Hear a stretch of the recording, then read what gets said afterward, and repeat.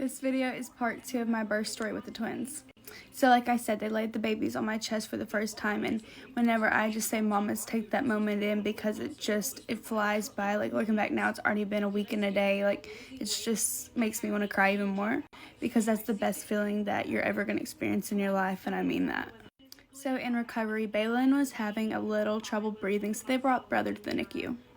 Sister was having the same problem, but they gave her 4 hours with me, and then they came back in, rechecked her and stuff, and decided they were going to bring her to NICU too.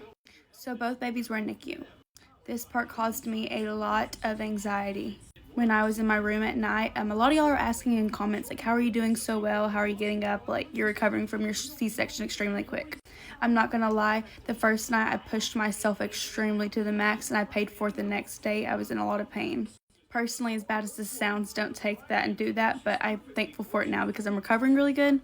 But that first night, whenever I was sleeping and I would wake up, I was like in a panic stage really bad, because I've been pregnant for 9 months and I'm waking up and my babies aren't in my belly and they're not in the room, nowhere around me. So my mom instincts were just really coming at me.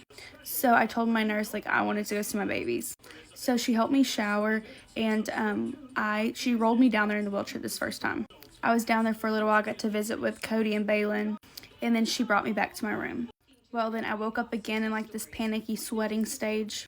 So I decided I'm about to do this. I'm like, I have to see my babies. Like, I just have to.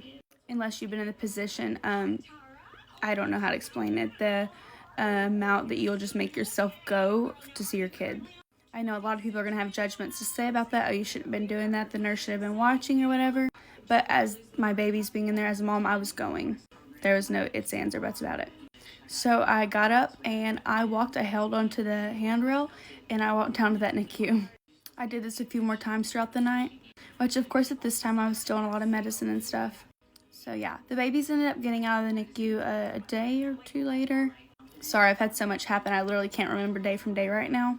But yeah, the babies got better. They didn't stay in because of their breathing. They changed their breathing within like the first few hours of being in the NICU. They were just having trouble like keeping up eating. Like, they weren't wanting to really suck, but they quickly adjusted.